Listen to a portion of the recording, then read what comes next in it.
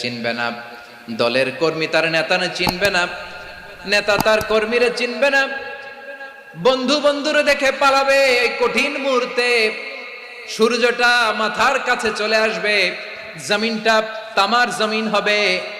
আজকের জমিনের মতো নয়।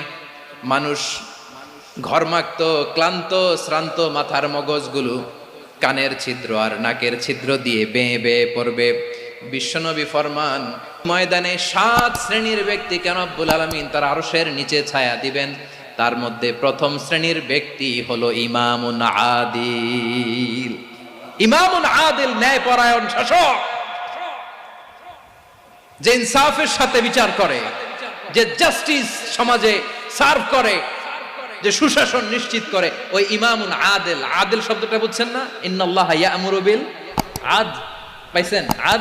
আদল, 7 শ্রেণীর ব্যক্তি।